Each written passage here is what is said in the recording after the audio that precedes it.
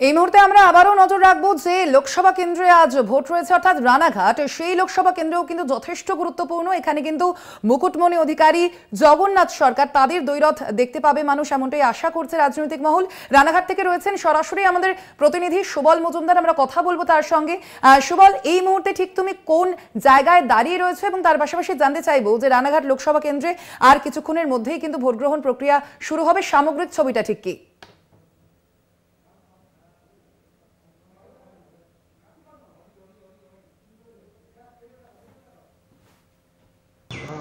প্রাথমিক বালিকা বিদ্যালয়, এখানে 14, 15, 16 তিনটি বুথ রয়েছে। মকপল হয়ে গেছে এবং মকপলের পর আর কিছুক্ষণের অপেক্ষা, তারপরেই কিন্তু শুরু হবে ভোটদান। তুমি দেখতেই পাচ্ছ আমার পেছনে কিন্তু বহু মহিলা এবং পুরুষ উভয় লাইনে দাঁড়িয়ে আছে এবং এই সকলেরই অপেক্ষা আর একটু সময়। যখনই এই 7টা বাজবে, নির্বাচন কমিশনের নির্দেশ অনুযায়ী 7টা থেকে ভোট গ্রহণ শুরু হবে এবং সেই কারণে কিন্তু একেবারে ভোর থেকে, মানে 6টারও অনেক আগে থেকে কিন্তু মহিলারা, বিশেষ করে মহিলারা সকাল সকাল ভোট দিয়ে তাদের যে গৃহস্থালী কাজ থাকে সেগুলো সারবে। সেই কারণে কিন্তু বিশেষ করে দেখা যাচ্ছে মহিলাদের সংখ্যা বেশি এবং তারা কিন্তু ইতিমধ্যেই সকাল থেকে এখানে এসে দাঁড়িয়ে পড়েছে। মকপল সুষ্ঠুভাবে হয়েছে এবং এখন শুধু সময়ের অপেক্ষা ভোট গ্রহণ শুরু হওয়ার। স্বর্ণালী, একেবারেই সুবল, আমরা জানি যে রানাঘাট যে লোকসভা কেন্দ্রটি রয়েছে সেখানে কিন্তু একটি গুরুত্বপূর্ণ সমীকরণ রয়েছে, অর্থাৎ মুকুটমণি অধিকারী যিনি কিন্তু এতদিন বিজেপিতে ছিলেন অবশ্যই, এবং রানাঘাট যে লোকসভা কেন্দ্র রয়েছে তার কিন্তু বিজেপি বিধায়ক মুকুটমণি অধিকারী, এবং তাকে কিন্তু এবছর তৃণমূল প্রার্থী করেছে জগন্নাথ সরকারের বিরুদ্ধে। সেই সমীকরণটা যদি একটু জানাও। দেখো, প্রথমেই বলি, এখানে মুকুটমণি যে অধিকারী, ডক্টর মুকুটমণি অধিকারী যিনি প্রার্থী হয়েছেন, তিনি কিন্তু গত 4 মাস আগেও তিনি কিন্তু বিজেপির ছিলেন, বিজেপির বিধায়ক, এবং নরেন্দ্র মোদীর সভাতেও তিনি ছিলেন। এবং তারপরেই কিন্তু ছন্দপতন ঘটে যখন দেখা যায় যে এখানে জগন্নাথ সরকারকে প্রার্থী করেছে বিজেপি, তাতেই কিন্তু তিনি ক্ষুব্ধ হন এবং তার বিরুদ্ধে অভিযোগ তিনি বিভিন্ন দুষ্কর্মের সঙ্গে জড়িত। বিশেষ করে জগন্নাথের সরকারের অনেক কীর্তি সামনে এসেছে, অডিও এবং ভাইরাল হয়েছে। সেই সব কারণে তাকে প্রার্থী দেওয়ায় তিনি কিন্তু মনক্ষুণ্ণ হয়েছিলেন। তারপরেই কিন্তু মুখ্যমন্ত্রী মমতা বন্দ্যোপাধ্যায়ের হাত ধরে তিনি তৃণমূলে যোগ দেন এবং তারপর তিনি কিন্তু এই কেন্দ্র থেকে একটা প্রতিদ্বন্দ্বিতা করছেন। প্রথমতই বলে রাখি, তিনি যে দক্ষিণ রানাঘাট থেকে বিধায়ক ছিলেন, তার কিন্তু একটা বড় প্রভাব রয়েছে বিশেষ করে মতুয়া সম্প্রদায়ের মধ্যে। তিনি নিজেও মতুয়া সম্প্রদায়ের একটা দায়িত্বেও ছিলেন এবং এই যে মতুয়া ভোট যেটা নির্ণয় হয় বিশেষ করে রানাঘাট লোকসভা কেন্দ্রে, সেক্ষেত্রে কিন্তু মুকুটমণি অনেকটাই কিন্তু সেদিকে মানুষের ভোট পাবেন বলে মনে করা হচ্ছে। পাশাপাশি দেখো, আমরা জানি যে 2019 যে লোকসভা ভোট ছিল, সেই লোকসভা ভোটে কিন্তু জগন্নাথ সরকারের সঙ্গে রীতিমতো কাঁধে কাঁধ মিলিয়ে প্রচার সেরেছিলেন মুকুটমণি অধিকারী, এবং সেই মুকুটমণি অধিকারী কিন্তু এবার তার প্রতিদ্বন্দ্বী। কি মনে হচ্ছে কার পাল্লা ভারী? হ্যাঁ, দেখো, প্রথমেই যে বললাম মতুয়া ভোটটা একটা ফ্যাক্টর, যেটা কিন্তু যেহেতু মুকুটমণি নিজেও মতুয়া সম্প্রদায়ের মানুষ এবং মতুয়া সম্প্রদায়ের একটা পদে ছিলেন মতুয়াদের, সেক্ষেত্রে মতুয়ার ভোটটাই নির্ভর করছে তার দিকে কতটা টানতে পারে।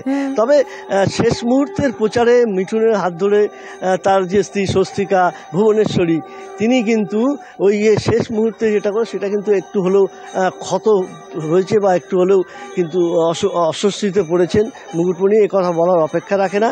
তবে এখন যেটা দেখার, যে এখানে সিপিআইএম প্রার্থী অলোকেশ দাস, যিনি কিন্তু এখানে রানাঘাট তখন নয় নবদ্বীপ কেন্দ্র ছিল, তখন কিন্তু এখানকার প্রাক্তন সাংসদও বটে, এবং সে কতটা ভোট কোন দিকে থেকে টানতে পারে তার উপরেই কিন্তু অনেকটাই নির্ভর করেছে। কারণ এই যে রানাঘাট লোকসভা কিন্তু 2019-এ 2,30,000-এরও বেশি ভোটে কিন্তু ব্যবধান ছিল। এইখানে একটা যে 2,30,000 ভোটকে একদম করে তারপরে কিন্তু তাকে জিতার দিকে এগোতে হবে। সব মিলিয়ে বলা যেতে পারে, এমনি যেভাবে প্রচার হয়েছে, মানুষ যেভাবে সাড়া দিয়েছে, হয়তো মুকুটমণি কিছু ভোটে হলেও এখান থেকে জিততে পারেন। একেবারেই ধন্যবাদ তোমায় আপাতত সুবল। অবশ্যই তুমি যে লোকসভা কেন্দ্র অর্থাৎ রানাঘাট সেই দিকে কিন্তু আমাদের নজর রয়েছে আপাতত। ধন্যবাদ তোমায় সুবল।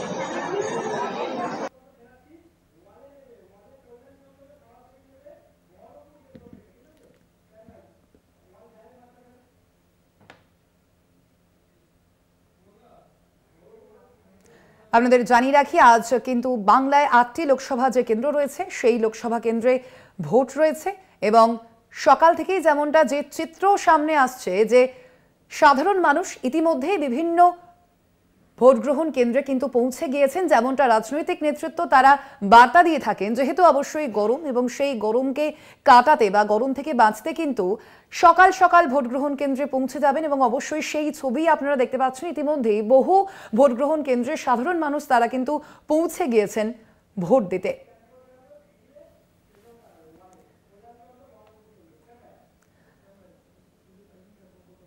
আজ রাজ্যের যে 8টি লোকসভা কেন্দ্র রয়েছে সেই কেন্দ্রগুলির মধ্যে অবশ্যই রয়েছে বহরমপুর কেন্দ্র এবং বহরমপুর কেন্দ্র থেকে রয়েছেন আমাদের প্রতিনিধি কল্যাণ চন্দ্র। কল্যাণ, বহরমপুর কেন্দ্র অবশ্যই সবসময় চর্চায় রয়েছে এই কারণে, কেননা অধীরগড় বলে পরিচিত কিন্তু এই বহরমপুর কেন্দ্র এবং 5 বারের সাংসদ এই কেন্দ্র থেকে অধীর রঞ্জন চৌধুরী।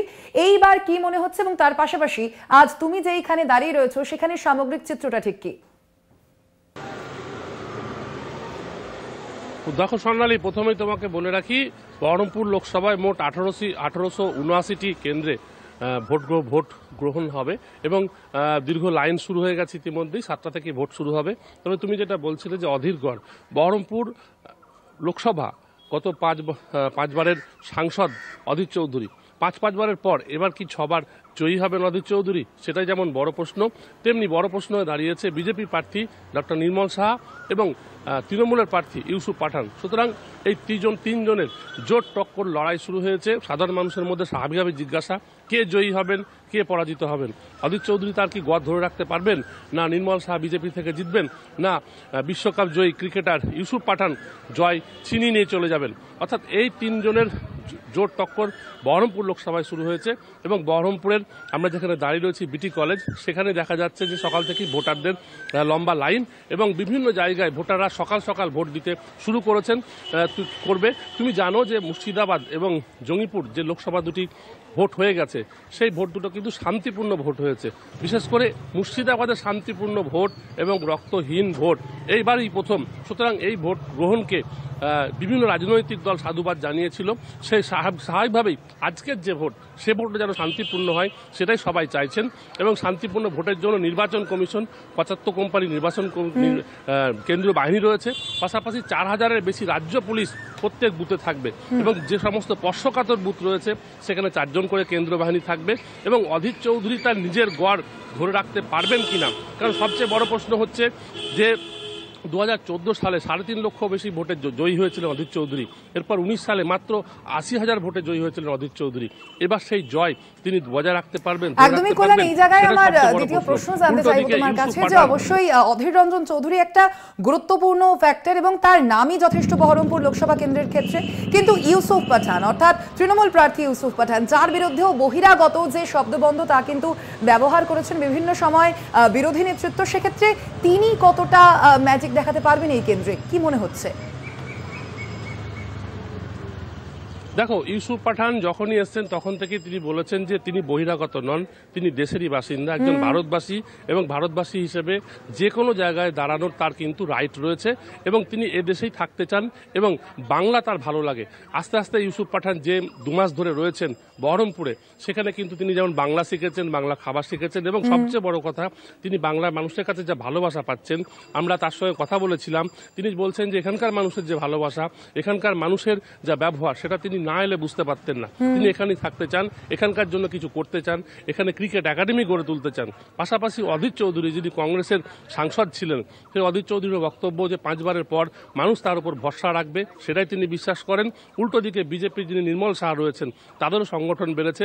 তুমি জানো গত পঞ্চায়েতে প্রথম পজিশনে ছিল কিন্তু তৃণমূল। কি মনে হচ্ছে কল্যাণ, বহরমপুর লোকসভা কেন্দ্রে যে হিন্দু ভোট রয়েছে, সেই হিন্দু ভোট কি এবার কোনোভাবে বিজেপির দিকে তবে যেতে পারে? দেখো, এইটা সবচেয়ে বড় প্রশ্ন, কারণ তুমি জানো বহরমপুরের চরিত্র বোঝা কঠিন। এখানে বহরমপুরের মানুষ পৌরসভায় ভোট দেয় তৃণমূলকে, লোকসভায় ভোট দেয় অধীর চৌধুরীকে, আর বিধানসভায় ভোট দেয় বিজেপিকে। কারণ বিজেপি 2021 সালের বহরমপুরের বিধানসভা কিন্তু ছিনিয়ে নিয়েছিল অধীরের কাছ থেকে। সুতরাং এবার কি সেই সমস্ত মানুষ অধীরের উপরই ভরসা করবে, না ইউসুফ পাঠানকে দেবে, না বিজেপিকে দেবে, সেটাই অবশ্যই সেদিকে আমাদের নজর থাকবে। আপাতত ধন্যবাদ তোমায় কল্যাণ। আমাদের সঙ্গে সরাসরি বহরমপুর থেকে ছিলেন আমাদের প্রতিনিধি কল্যাণ চন্দ্র। আজ রাজ্যের 8টি লোকসভা কেন্দ্রে ভোট রয়েছে এবং তার মধ্যে অবশ্যই বহরমপুর একটি গুরুত্বপূর্ণ কেন্দ্র, কেননা এই যে কেন্দ্র রয়েছে সেখানের 5 বারের সাংসদ অধীর রঞ্জন চৌধুরী, অধীর গড় বলেই পরিচিত এই কেন্দ্র, এবং এইবার অর্থাৎ ষষ্ঠবারের জন্য কি সাংসদ হতে চলেছেন অধীর রঞ্জন চৌধুরী, নাকি এই কেন্দ্র ছিনিয়ে নেবে অন্য কোনো দল, অবশ্যই সেদিকে আমাদের নজর থাকবে।